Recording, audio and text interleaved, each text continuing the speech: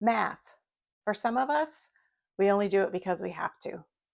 But just because it doesn't come easy to you or your child doesn't mean it has to become a battle royale every day, only resulting in tears and frustration. Math may even become something you kind of like if you do it right. Hi, I'm Melanie, lifelong learner at Titus II Place. I'm a homemaker, homeschool mom, and homesteader. When I was still in school, math was always the one subject that gave me the most trouble. As a homeschool mom, math is the one subject that gives most of my children the most trouble. But since I've been at this for over 25 years, I've had some time to learn from our struggles. I've discovered a few tools and developed a few strategies that help make math a little more gentle and a lot less painful. Best of all, my number one tip, no matter how old your students are, no matter how far behind you may be on math, is so simple, anyone can do it, and you probably don't even have to spend a dime. But first, a few other tips. Math is so abstract. This is one factor that can make it so difficult. Learning is relational. Our brains like to relate new facts to something already known. Brains won't retain solitary facts floating around our minds with nothing else to connect to. So, in order to make math a little more concrete, I recommend the book Family Math. This book will help you use common household items to create games and math puzzles to solve. It's not a quick fix, but with regular use over time, will help you and your child to see math concepts a little more clearly. If you'd like to help your young child get a jump on understanding math concepts, try another book by the same authors, Family Math for Young Children. My next tip may not work for every child, but it will work wonders for most, so hear me out. Memorize your math facts. I can already hear some of you groaning. I know. But I do have some tips to help you with that. Using songs to learn our math facts has been a game changer in our homeschool. We love to use the songs on the Classical Conversations app to help us memorize our math facts. Memory work is the first step in how our brains learn. It's the foundational phase and sets up the framework for more complicated learning. Later, when your child is attempting to grasp more and more complicated concepts, they'll be building on sand if they don't have their math facts memorized. Encourage the health of your own brain and memorize your math facts with your child. Your child can keep practicing their math facts by using the Math Fact Master app I'll link to below. This is a no-frills, no-fuss app that students can use to practice addition, subtraction, multiplication, and division. Practice on this app is on our daily assignments list. I will simply select add and subtract or multiply and divide, along with up to 3 numbers for my child to practice with on the challenge setting. That way, it only takes a few minutes a day. All math and no play will make anyone cry all day.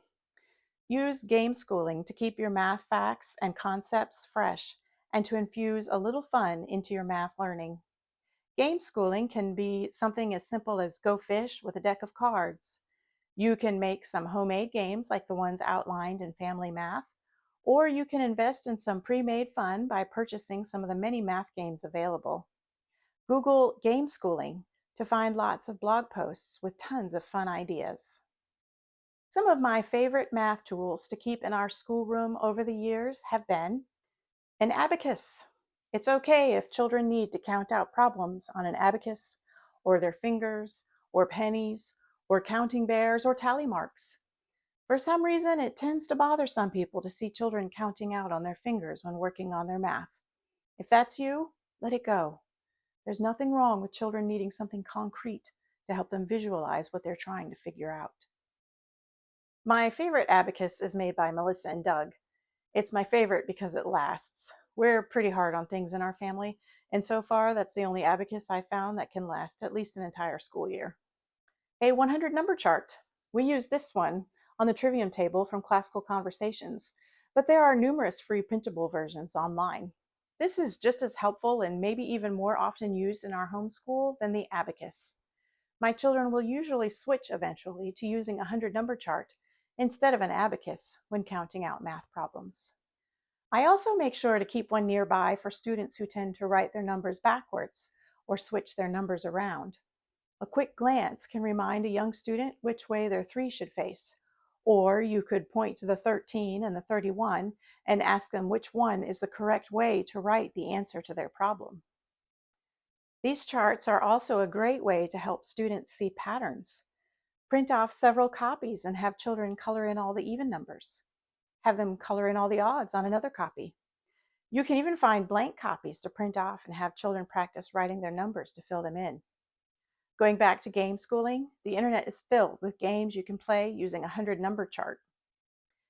If your child keeps coming up with the wrong answer to a problem just because they're not lining their numbers up properly, then you really need this next tool, graph paper.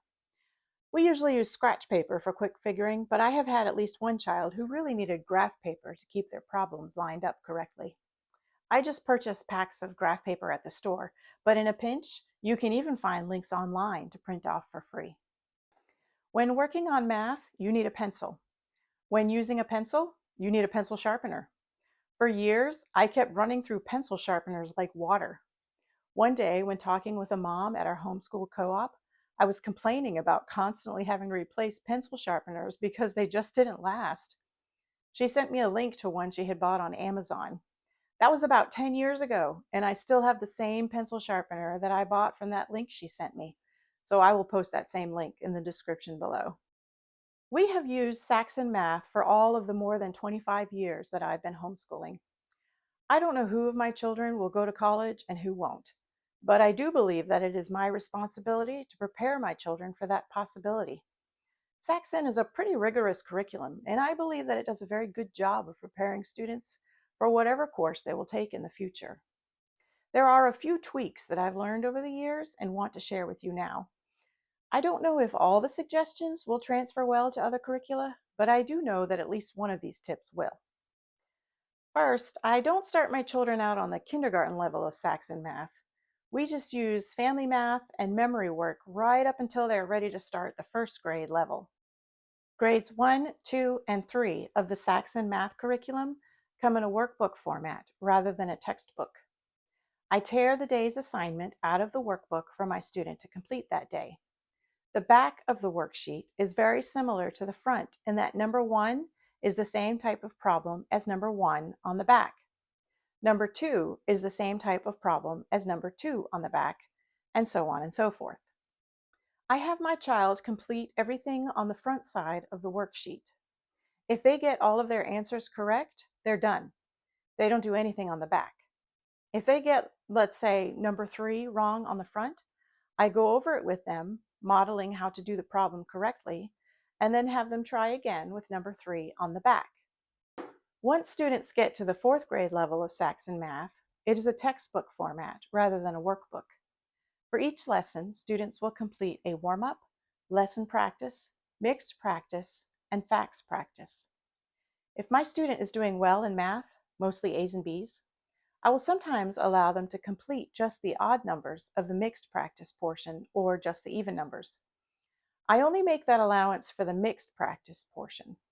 I require them to finish all of the problems in warm-up, lesson practice, and facts practice. Finally, and this tip is useful for whatever math curriculum you use, the first part of the book is mostly review. When my students start a new grade level, I actually just have them start with the tests first. If they get 80% or above on the first test, they take the second test. If they get 80% or above on the second test, they take the third. As long as they keep getting 80% or above on the tests, they keep moving on to the next test. Once they fall below 80%, I have them drop back 5 lessons and start there. This usually shaves quite a few lessons off the first part of the new book. I did have one student one year pass all of the tests in one level and skip that entire grade level. Yeah, he was a lot better at math than his mom. If you use Saxon Math or if you use Dimensions Math, check out Nicole the Math Lady. This tip is another one of those game changers. With Nicole the Math Lady, my students watch their video lesson for the day, enter their answers to the lesson on the computer, and then I get an email reporting how they did.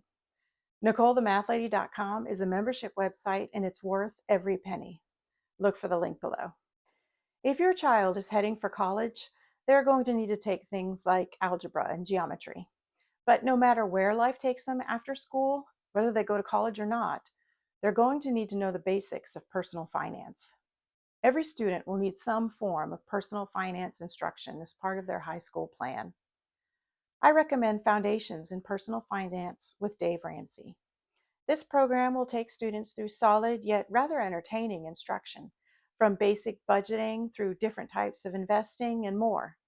It is extremely valuable instruction that will help your students get started on the right track toward a solid financial future. Finally, my number one tip, no matter how old your students are, no matter how far behind you may be on math, is to use a timer.